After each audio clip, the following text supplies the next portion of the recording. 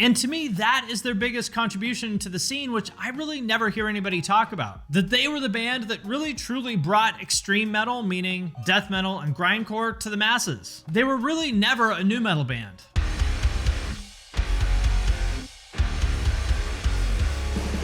What's up, everybody? I'm Finn McKenty. This is the Punk Rock MBA, and today we are here to talk about the one and only Slipknot, who, as everybody watching this probably knows, are one of the single very most influential bands in all of rock and metal. But what isn't discussed as much that I want to focus on here is that they have done more for extreme metal in particular, meaning death metal, black metal, grindcore, all that kind of stuff, than any other band. And what's most interesting to me is that nobody saw this coming. Back in 2000 or so, they were a relatively small, up-and-coming nu metal band, mostly known for wearing masks and jumpsuits and having an evil clown that banged on oil drums on stage. Now, don't get me wrong, their debut album was definitely getting a lot of traction in the nu metal scene, and they had a lot of buzz coming off their crazy performances on the Ozfest 99 tour, so they were definitely doing things. But if you had told me back then that this is the band who would do more to popularize extreme metal and change the face of metal and rock in general forever, well, I would have said that you were crazy. But in hindsight, it's true. Slipknot walked 20 years ago so that basically the entire modern metal scene could run, popularizing blast beats and double bass, defining that entire style of riffing that's now so ubiquitous that I'm not even sure a lot of bands realize that they're copying Slipknot when they do it, and also laying out the template for how to market and build a fan base for a metal band. So how exactly did they do all of that, and what is their impact on rock and metal in general? Those are the questions that I will answer in this video. But first, I wanted to mention that I am now on Twitch. I also started a Discord, so check out both of those things in the description of this video. And first of all, let's talk about what they did for extreme metal. Because although it sounds kind of weird to say that they made death metal and grindcore mainstream, they honestly kind of did. Growing up listening to bands like Napalm Death and Morbid Angel as a kid back in the early 90s, I never, ever dreamed that there would be a day where blast beats would be in the Billboard top 10, but that is exactly what happened. Thanks to Slipknot's second album, Iowa, which came out in 2001 and went to number 3 on Billboard, which was insane to me considering that basically the first real song on the album, People Equal Shit, is pretty much just like a straight up grindcore song for the first 45 seconds. I mean, listen to this.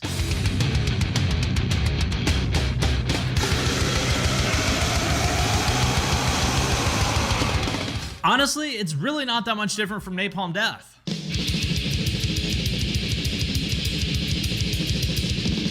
And with that, they did what nobody thought was possible. They brought extreme metal into something pretty close to the mainstream. I mean, if going to number 3 on Billboard isn't mainstream, then I don't know what is. Now, of course, there were people who kind of laid the foundation. For example, you have to give a lot of credit to Cannibal Corpse for being in Ace Ventura back in '94 or whatever it was, and Beavis and Butthead for putting bands like Morbid Angel on MTV back in the 90s. All that stuff definitely paved the way, but it never really translated into the kind of massive album sales that Slipknot had, or more importantly, the kind of massive influence and cultural impact that Slipknot had not only in the metal scene, but also outside of it, way beyond just the extreme metal scene itself. The way I think of it is basically there are 2 bands that I would say did more to influence modern metal and specifically metalcore than anybody else. Those would be Linkin Park and Slipknot. Linkin Park essentially created the template for all of the more accessible melodic side of things. And on the heavier side of things in metalcore and deathcore and other genres, Slipknot is the band that laid the template for all of that. First thing I'd point to there is that distinctive Slipknot style of riffing, which I think comes from Mick Thompson. He's the person in the band that has the most roots in death metal. He doesn't do as much media, so I feel like people focus on Jim, but from what I understand, those like really heavy riffs are mostly from Mick. And I would say that that style of riffing is the basis for maybe like 60% of modern metalcore and deathcore, especially like breakdowns and heavier parts. The other 40% of that is borrowed from Meshuggah, but that is another video that I will have to make another time. As an example of how that Slipknot style of riffing has become just totally ubiquitous, listen to the song Shadow Moses by Bring Me the Horizon, which I would consider pretty much like the quintessential 2010s metalcore song that's itself been ripped off millions and millions of times. And Bring Me the Horizon, I think we could all agree, is easily the most influential, important band of this whole generation. And listen to the breakdown from that song.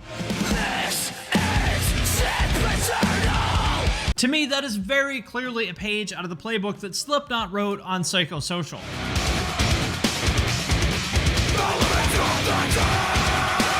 Now, Now, to be clear, I'm not saying that Bring Me the Horizon copied that riff or anything like that, because I don't think that's the case. They are way too creative to be blatantly copying anybody. But I am saying that that's an example of just how ubiquitous that style of riffing has become throughout all of metalcore, because it goes from Slipknot to Bring Me the Horizon to literally everybody else, because as we all know, pretty much everybody in metalcore wants to be Bring Me the Horizon, and then by extension, they're sort of indirectly copying Slipknot. Or as another example, on the heavier side of things, look at this song by Slaughter to Prevail. If you haven't heard of them, they're one of the leaders of the newer wave of deathcore bands. Their new album just went to #1 on iTunes, for example. And check out a song like this one.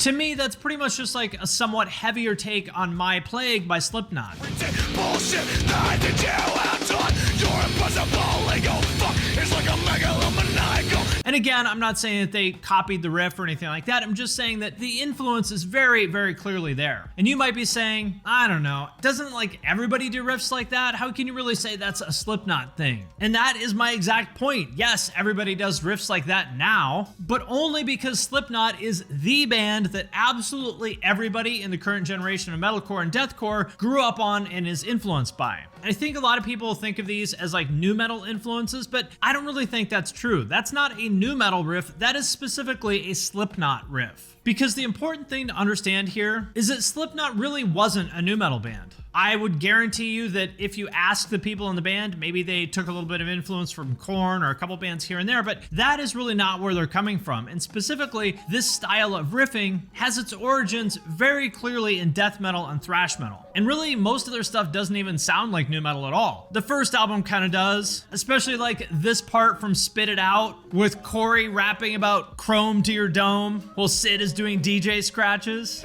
I guess it's time to bury your ass with the chrome straight to the dome. Hear me right, babe, shout it's done. And if you know it's good, just shut up and bake, brother. I will admit, especially when you pair that with the dreads and the jumpsuits and the masks and all that, that is pretty nu metal. But to me, that's kind of where it ends, especially when you compare them to Korn, who I think of as like really more than anybody else, the template for like the quintessential nu metal band. That's when you start to really see the differences. Korn definitely had some heavy moments, but they're really not a heavy band. Like they really weren't brutal so much as they were more of like a groovy, funkier version of maybe like Black Sabbath.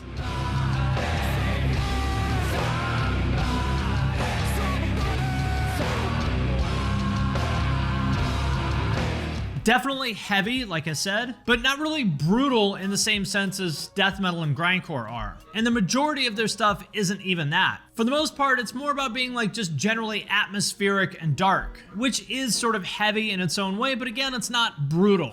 Each day I feel so hollow inside, always beating me. Slipknot really are the ones who brought that brutality in. And when you think about those like atmospheric Korn type moments, you really don't actually hear a lot of that in modern metalcore or deathcore. There is certainly some of it. For example, like on The Black Crown by Suicide Silence. Knocked Loose does some of that stuff too. But those signature Korn elements really just aren't that common. And to be clear, I absolutely love Korn. I think they're a brilliant band who were very influential. I just don't think that they get directly referenced, or to put it more bluntly, ripped off to the same extent that Slipknot does in modern metal. And I would say the same for Limp Bizkit, who is the other big name in nu metal. Do people love Limp Bizkit? Yes, absolutely, especially now. But do I hear a lot of overt Limp Bizkit influence? I mean, they were pretty much like a rap metal band at the end of the day. Do I hear a lot of that in modern metal? I would say no. Of course you do here and there, but if you go through the Spotify new core playlist or kick-ass metal or really any of those like heavier Spotify playlists, what you will hear a whole lot of is Slipknot, which kind of leads me to like the biggest thing that occurred to me as I was writing this video, is that although they get lumped in with nu metal, they really weren't at all. In fact, if anything, what I would say is that Slipknot is what would happen if you took like death metal and thrash metal and made it more radio friendly. I know it might sound crazy to say that like Slipknot is a death metal band at their core, because what they're known for is their more accessible big singles, like Before I Forget, that certainly lean more towards the radio rock side of things. But let's take a less popular song from that same album, like 3-0.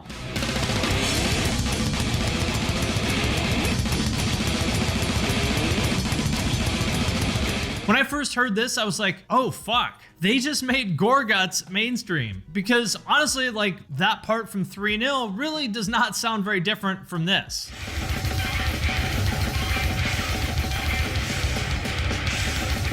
Or Vendetta, which is just a pure straight up death metal song at parts, and again on an album that went to #1 on Billboard.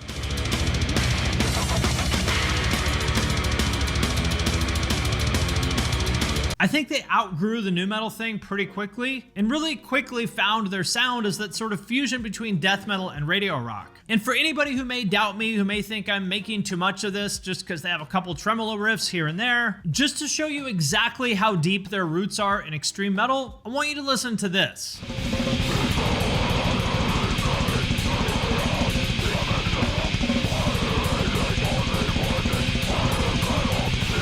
This is a band called Anal Blast from Minnesota, which at one time had 3 members of Slipknot in it. Joey, Paul, and their original guitarist, Donnie. Although just to be clear, as far as I know, none of them played on this particular recording, which is from 1994. And also this, a death metal band called Body Pit, which at one point I think had 4 members of Slipknot in it. This is also from 94, I think, and this shit is legit. This is some like really good, solid, like mid-90s technical death metal.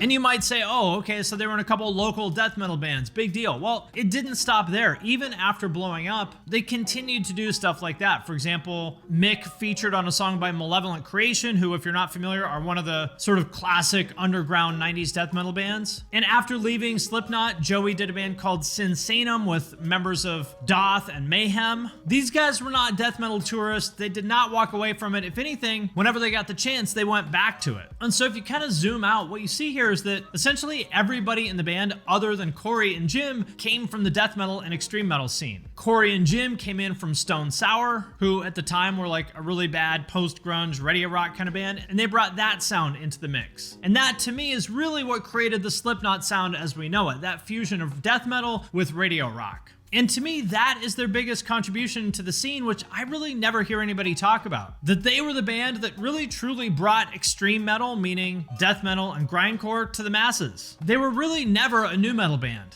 About my love for death metal, you can look at my love for black metal. And one facet of that I want to talk about in a little bit more detail here is Joey Jordison's drumming, which was obviously a huge part of Slipknot's sound. And just generally massively influential in a way that is only now starting to be clear. Personally, I would say that there is absolutely hands down nobody else who did more for extreme metal drumming in the mainstream than him. May he rest in peace. First of all, I would credit him with popularizing double bass drumming as we know it. Lars Ulrich definitely deserves some credit there for sure, because for a lot of people, including me, the, I guess, breakdown part of One was their introduction to how cool double bass sounds and really kind of put it on the radar for everybody outside the underground metal scene. I still specifically remember sitting in my friend Nate's bedroom with his older brother when we were in like 6th grade, and that came on MTV, and I was like, holy fuck, I don't know what he is doing, but that sounds so fucking cool. And I'm sure there are millions and millions of other kids that had that same experience. But as cool as that was, it's not like that opened the floodgates or something, because until Joey came along, it was actually really hard to find drummers who could play decent double bass. I remember trying to start metal bands a million times in the 90s and even in like the early 2000s, and finding a drummer who could play the double bass parts that I had in my head was like always the kiss of death for every band I wanted to start, because it was just so fucking hard to find them. Partly because double bass pedals just weren't as popular, but also because of the attitudes about it. I mean, back then, a lot of people thought of double bass as like tacky and showy and kind of like unnecessary, or a lot of them thought of it as cheating, like, oh, if you have to have 2 pedals to do it, then you shouldn't play it at all. Like just this very boomer kind of attitude. And Joey, I think, is the one that just demolished all of that, starting on their very first album, because when you heard his playing on Sick, the first actual song on the first Slipknot album, it just sounded undeniably cool as fuck, and millions of kids probably were like, oh shit, this is it, like I need to go get a double bass pedal so I can play that.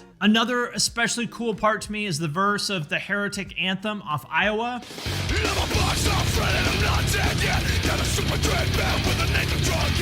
Mainstream or mainstream-ish kind of audiences had just never heard drumming like that before. The non-stop double bass, the like just wild explosive fills that sounded like you were throwing a drum set down a flight of stairs, but in a cool way. Just absolutely everything he played had so much of that crazy energy. Even if he was just playing like a simple 4 on the floor backbeat, it sounded like he was losing his mind behind the kit. Like how Lars looked like everything he was playing was so hard and intense, but Joey actually played like that. To me, the one defining element of his playing is that yes, he was most definitely a metal dude and a metal drummer, but the important part is he wasn't your kind of typical metal dude who's really tight and precise and clean and could play really fast, but lacked the groove and feel that made the music feel so like crazy and chaotic and over the top. He was the exact opposite of those guys. Everything he played was just so like wild and loose, it felt like he was always just on the edge of losing control. Some people heard that and they called him sloppy, but to be blunt, I think that's just stupid people that didn't understand what they were listening to or what his intent was. For example, if you listen to the bridge in the Heretic Anthem,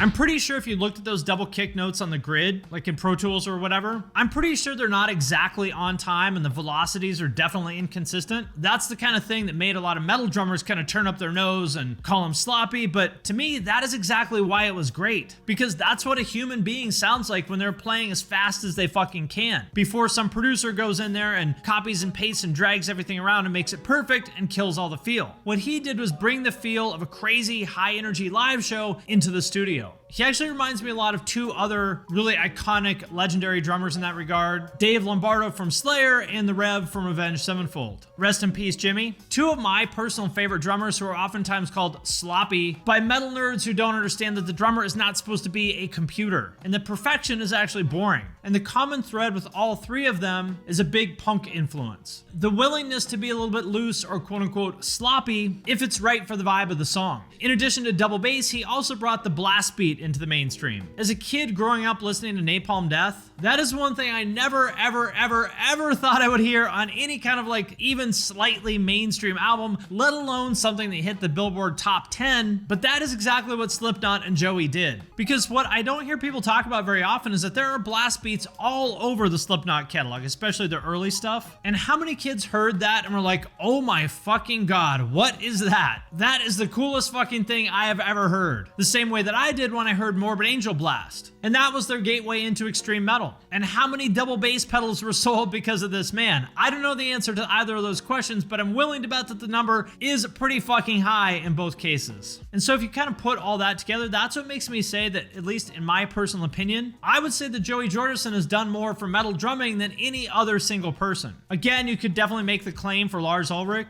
but let's be honest, Lars kind of sucks as a drummer. Sorry, it's just true. And if you actually listen to his playing, there isn't a lot of like cool double bass or really much else going on. He's a pretty basic drummer. And honestly, like, does anybody watch Lars play and they're like, oh fuck yes, I want to be that guy? I've literally never met anybody who said that, but I don't know, probably out there somewhere. But still, I think my point stands. But on the other hand, Joey, well, he absolutely was that guy, again, for a whole generation of drummers. I could go on and on even more about his influence and like all the specific things that I hear from Joey on records, but I would say the one thing that metal drummers should really pay attention to and take from him is the importance of feel and groove. It's not just about speed and precision, it's about just overall vibe and feel at the end of the day. And nobody in metal brought more of those things to the table than Joey. The other big contribution that they made to the world of metal is more on the marketing side of things, for lack of a better word. Because Slipknot may have had their roots in the death metal scene, but they understood one thing that very few extreme metal bands do, that this is the entertainment business. If you want to make it to the level that Slipknot did, standing up there on stage like your average death metal band in cargo shorts, a Jungle Rot shirt, and those unbranded black sneakers that they wear at McDonald's is just not going to cut it. Nobody's going to pay $100 to see that. And so from day one, they had a way bigger vision for the band than that. From the very beginning, Clown is the one who I think was really pushing that more than anyone else. He had a vision for the band, almost like characters in a movie or a comic book or like pro wrestling or something. That was him. He was the driver of the masks and the numbers and all that stuff, all the Slipknot lore, which, make no mistake, was a big part of their appeal in the beginning. I think now maybe not so much, but it was a big deal on their first couple albums. And I'm going to tighten up every loose end, from the way we tie our shoes, to the way we play, to the way we look, to the way we act, to the way we talk, the way we walk into a venue, and it's not gonna fail, and it's gonna be noticed, and if it's not noticed, I'm gonna kick the door in. Like, if you were around back then, you'll remember that their identities were this big secret. I guess people who knew them from the Iowa scene or whatever probably knew who they were, but back then, with the internet not being what it is, there's no Instagram, people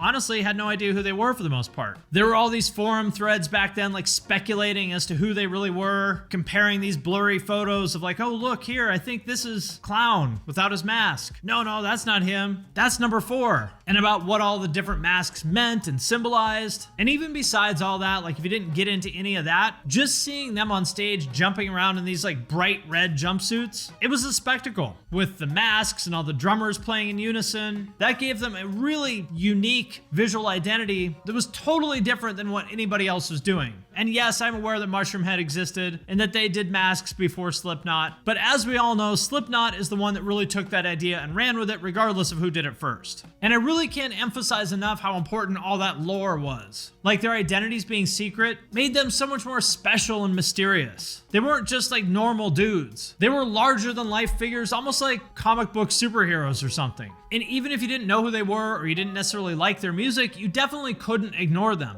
And what is the most difficult part for any artist is just getting people to give a shit about you in the first place. And thanks to their visual identity, even if you never heard a note of their music, you were intrigued. You wanted to hear like, who is this band with the jumpsuits and the masks and all that? Anytime that a band has that kind of lore behind them, that's a huge win for them because that makes it about more than just the music. For the really dedicated fans, it's almost like being part of a story or a whole other world, almost like Harry Potter or the MCU or something. Especially for people like Slipknot fans who tended to be these kind of disaffected, lower middle class suburban teenagers who were probably looking for a place to belong. And this is obviously nothing new in the world of metal. Kiss wrote that playbook back in the 70s, but I think that kind of got lost in the 90s and the grunge era when being an anti-rock star became cool. And so when Slipknot brought that theatrical stuff back, coupled with music that was also like really fresh and innovative, people were just ready for it. And it obviously worked better than anybody could have guessed. And since then, you've seen so many bands follow in their footsteps. Nobody obviously did it to the extent that they did, but you can tell that people are borrowing that playbook. Sometimes it's as simple as a band just wearing masks. For example, like the deathcore band Slaughter to Prevail. They don't take it as far as Slipknot does with personas and all that stuff. They just kind of wear matching masks. But even just that is enough to set them apart from the rest of the genre, who pretty much just looked like normal dudes like death metal bands did. Sleep Token is another example, but maybe the best example of it is Ghost, a band who's made a pretty big impact in the metal scene over the last 10 years or so. And really, they're just kind of like the hipster version of Slipknot. They've got the masks, they've got the secret identities and personas and all the lore behind them, and people speculating about who they are and what the identities mean and all that. They've got all that super elaborate theatrical stage production. It's really just the Slipknot playbook, but modified for people who drink craft beer and read Decibel magazine instead of angry nu metal kids from the Midwest. And I could keep going on and on because there's just so much to be said about this band, but I think for now, I'll end it right here. They are easily in the top 5 most influential metal bands of all time in so many different ways. But to me, again, the one thing that really stands out more than anything else is that they're the band who brought that aggression and just straight up brutality of death metal into the mainstream. Something that I honestly didn't believe was even possible back in the 90s. They created the template for just a massive chunk of modern metal, and I think as time goes on, their influence will only be even more obvious. So hats off to them, and rest in peace to Joey and Paul, who sadly can't be here to see it. All right, my friends, that does it for this one. As always, let me know what you think in the comments. I want to thank everyone who supports us on Patreon, especially those of you who support at the True Cult level or above. Patrons get every podcast a week early. There's a special members-only section of channels in the Discord that I'm in all the time. I do giveaways and Q&As. There's a way to have me review your music or video or podcast or anything else you want to get my eyes or ears on, your artwork, whatever it is. So if that sounds cool to you, you can check out the Patreon at the link in the description. And with that, I'm going to sign off for now, but I will see you next time.